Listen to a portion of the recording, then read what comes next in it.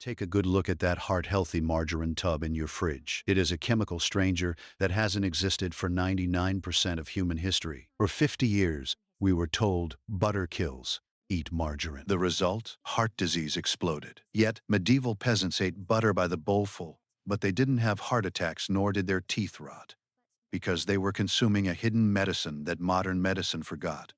One that strips the lime from your arteries. In this video, we will expose that yellow lie and decode the lost cipher of our ancestors. If you are ready, let's begin. To fully understand the anatomy of this biological crime, we must first examine the murder weapon, margarine and hydrogenated oils. This story doesn't start in a pastoral farm kitchen among milk cans and churns, as you might think. This story begins in the early 20th century, in a cold and sterile chemistry lab, completely detached from nature. At that time, scientists and industrial engineers were figuring out how to utilize cheap, liquid vegetable oils like cottonseed oil or soybean oil, which were actually waste products of the cotton industry that no one would normally think of eating. And they discovered a method that could be considered diabolical. If you take these liquid oils, add a metal catalyst like nickel or aluminum, and then bombard them with hydrogen gas under high pressure, you could bend the laws of nature and force the oil to solidify. The result of this industrial process, called hydrogenation, was a substance that had nothing to do with food. What emerged was a gray, waxy substance with a smell bad enough to sting your nose, and a texture that wouldn't come off your hands. It looked nothing like food. It resembled the axle grease used in industrial machinery. However, there was one single important criterion for the industry. It was incredibly cheap to produce and had an infinite shelf life. So how were they going to get people to eat this gray sludge? This is where marketing genius and food fraud came into play. The industry bleached this gray substance with strong chemicals to make it white. Then, to mimic the perception in people's minds of fresh, natural butter made from summer milk, they added yellow food dyes. But the problem wasn't over. They had to suppress that terrible chemical smell. To do this, they added synthetic flavors to mask the odor. Those packages marketed to you as a technological miracle, cleaner than nature, or the savior of the modern kitchen, actually contained a chemical pile that had gone through this process.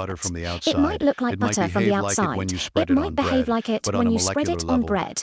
But on a molecular level, when you put it under a microscope, it is a Frankenstein monster. Because this hydrogenation process created industrial trans fats, iTFA, a type of fat never before seen in nature in this form and density, which the human body does not recognize. Imagine the chaos your body experiences when you eat this artificial substance.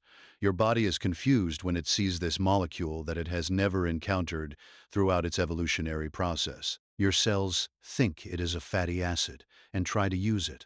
Our body is like a construction site that constantly renews itself, and your cells take these trans fats and use them to build their most critical structures, the cell membranes. The disaster begins exactly at this point.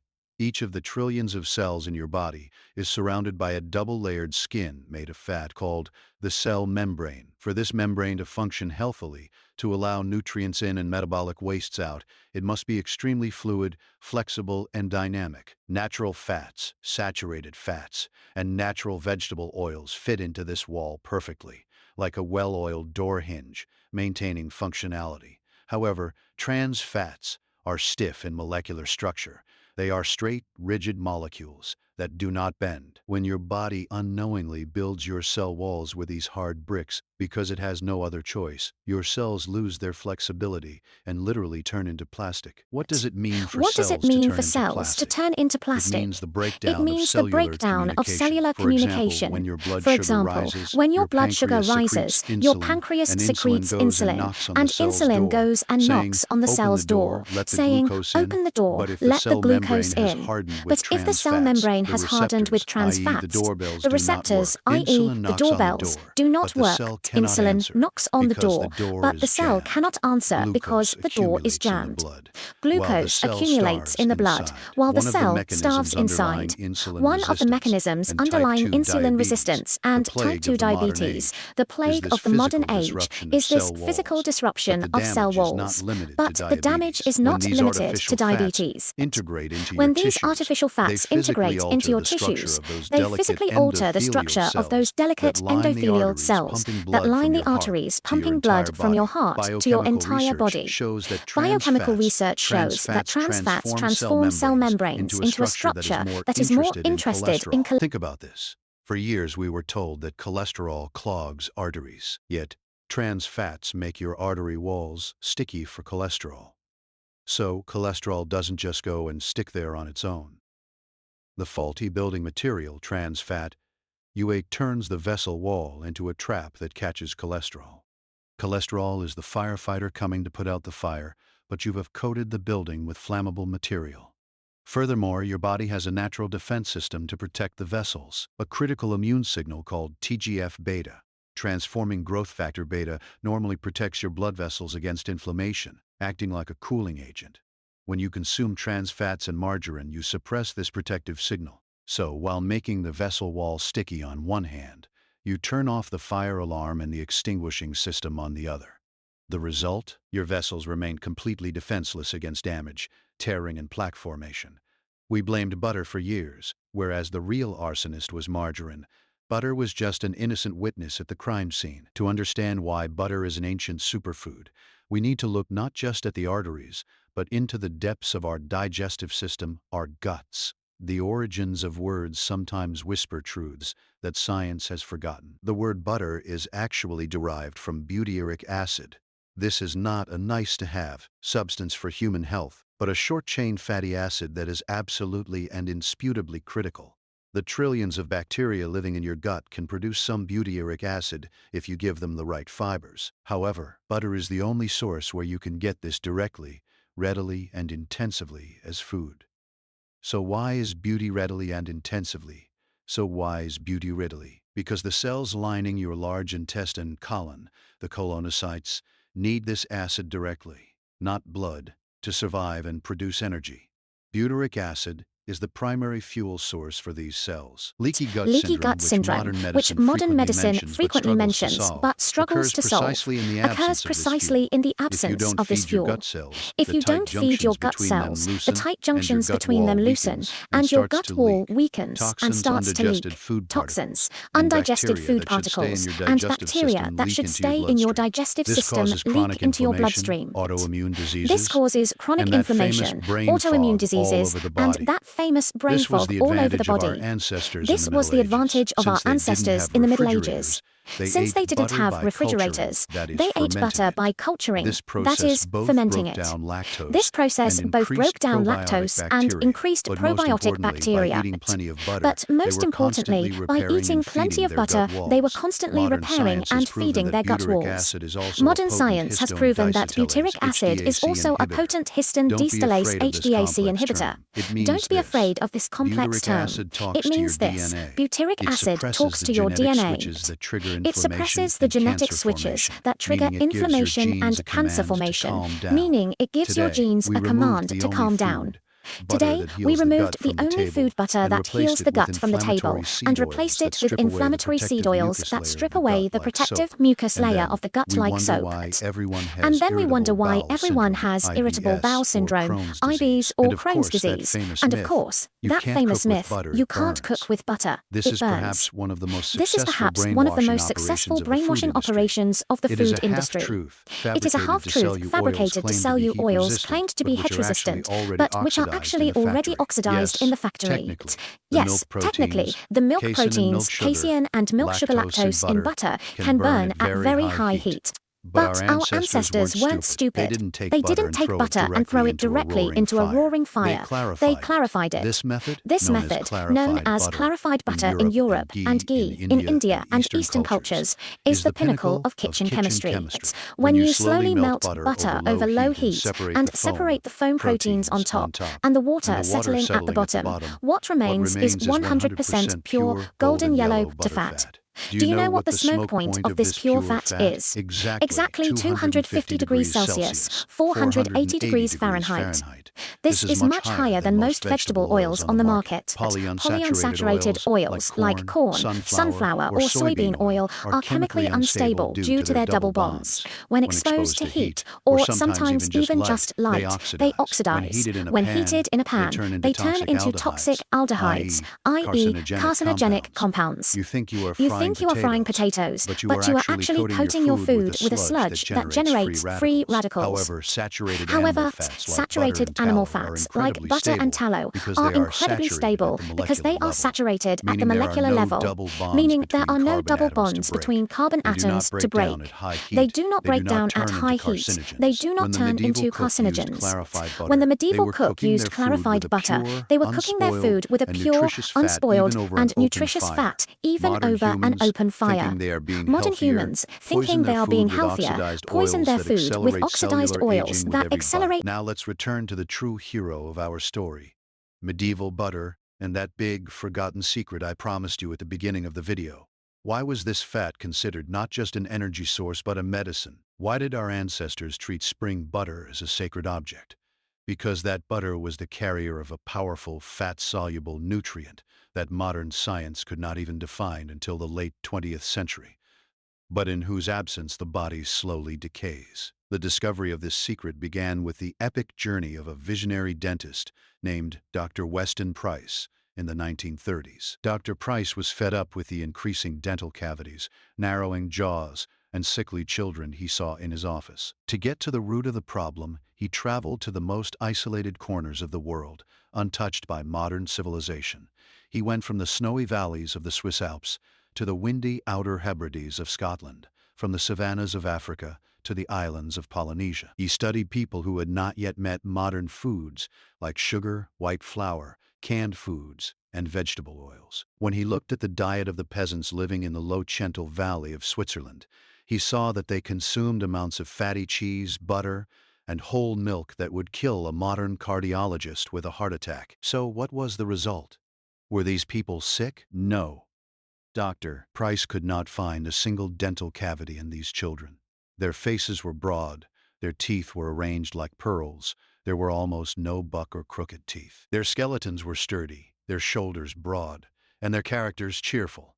Dr. Price sent what they ate to the laboratory and analyzed it to find the source of this miraculous health. The result was shocking. The diet of these people contained at least 4 times more calcium and other minerals than the average American of that time. But the real difference was in the vitamins. Their diets were incredibly rich in fat-soluble vitamins, in addition to water-soluble ones. Alongside vitamin A and D, Dr. Price discovered a mysterious third substance previously unknown. He named this substance Activator X because he could not decode its chemical structure. And he specifically noted in his notes, this substance is found only in the milk and butter of cows eating rapidly growing green grass. It is absent in animals eating dry hay.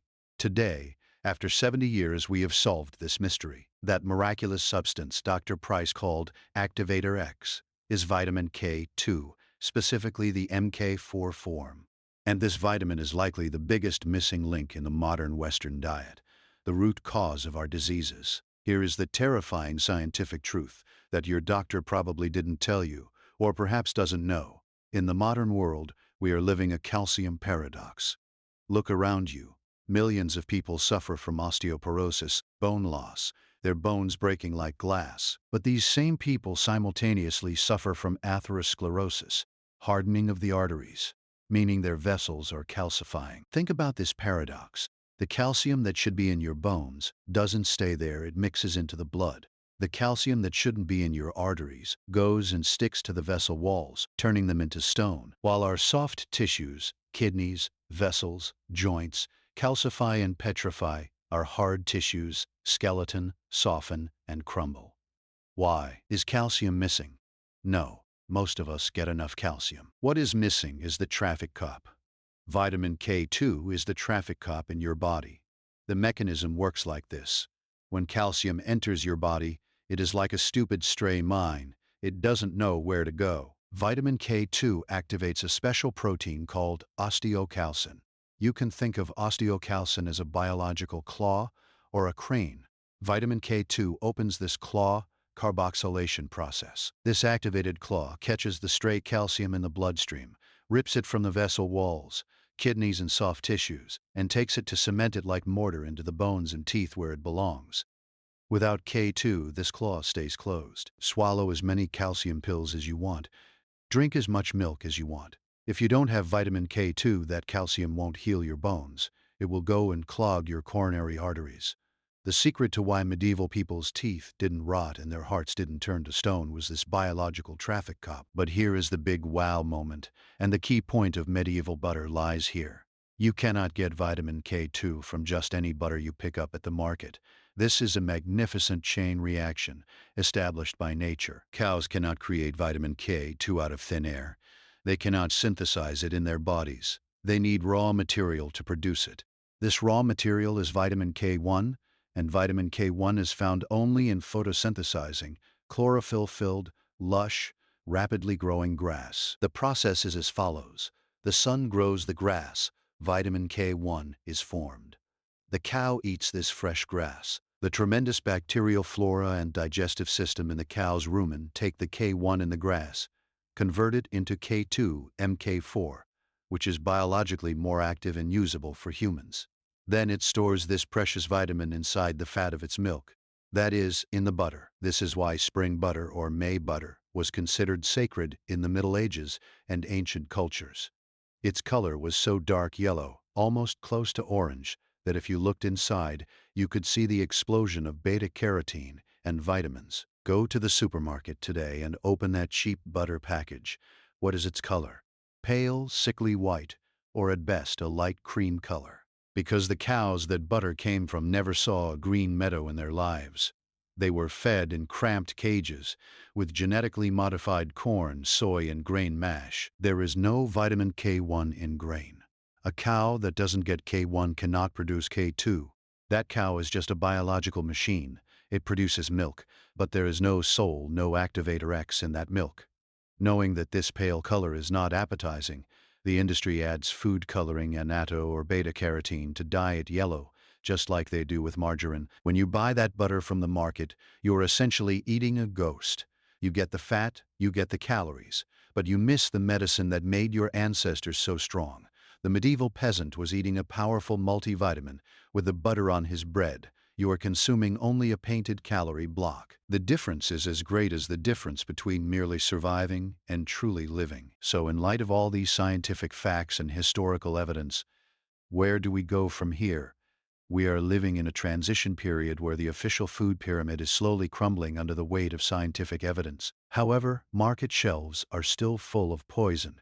Advertisements are still lying. You can never trust that ambitious heart-healthy label on the margarine tub. Remember that the label was often put there by studies funded by the very industry that created the problem. The great nutritional experiment of the last 50 years has tragically failed. Replacing the ancient animal fats that kept us alive for thousands of years with lab-made industrial sludge did not save us. On the contrary, it accelerated our biological decline and condemned us to chronic diseases. You now need to make a choice. Pick a side. You know that margarine tub in the fridge. Don't keep it just so it doesn't go to waste. Do not donate it to a food bank, because it is not food. It is a chemical. Do not do this evil to anyone. Throw it directly into the trash without even opening the lid. But it doesn't end there. Do not go to the supermarket and buy the cheapest, biggest package of butter either, because now you know that it likely comes from a grain-fed, sun-deprived, sick cow and is hollow inside. You need to be a hunter, not a consumer in the market. Your eyes must look for the grass-fed label. Find that certificate guaranteeing the cows roamed the pasture and ate grass. When you open the package, look at the color. You want that deep, rich yellow reflecting the power of nature, not the pale white of a sick animal. If you are lucky and have the means, find raw milk, fermented, cultured butter from a local farmer, a village, or a dairy. That is the holy grail. Yes, it might be more expensive than the industrial imitations at the market. Maybe double the price, but it is thousands of times cheaper than getting a root canal in a dentist chair, having bypass surgery on a heart surgeon's table, or paying for autoimmune disease medication for a lifetime. When you bring that real, deep yellow, fragrant butter into your home, you aren't just buying a breakfast item. You are buying vitamin K2 for your bones and teeth, healing butyric acid for your gut, and the highest quality building blocks for your brain, which is 60% fat. You are reclaiming a birthright, a genetic legacy stolen from you by cheap industrial chemistry. Don't fear the fat. Fear the factory. Fear processed food, the lie packaged in a box. The medieval way wasn't about being backward or living in the past. It was about living in harmony with nature and human biology. They didn't know what a molecule was, vitamin K2 or cell membranes. But they knew one thing. When they ate that golden-colored fat from cows grazing on green pastures, they felt strong, fit, and alive. Today, we have our microscopes, clinical studies, and tons of proof of how right they were. Stop apologizing for eating butter. Spread a thick slice on your bread without shame, and eat it with the confidence of an ancestor who knew better than modern medical books. If what you heard in this video made you say, "I've been scared for nothing for years. Turns out my health was stolen," and if you found this information valuable, you can show it with a simple like. Now it's time to be honest. If you got up and opened your fridge right now, what would you find? That gray plastic-like margarine, white blocks sold as butter, or real Healing Village butter? Write honestly in the comments below. Let's see where we are as a society. And that well-intentioned but deceived friend, who absolutely needs to know this information, who feeds their children margarine bread every morning, thinking they are protecting their hearts, send this video to them. Perhaps this will be the greatest favor you do for their health and their children's health. We will continue to destroy food myths in this series. In the next video, we will dive into another controversial member of the dairy family, cheese.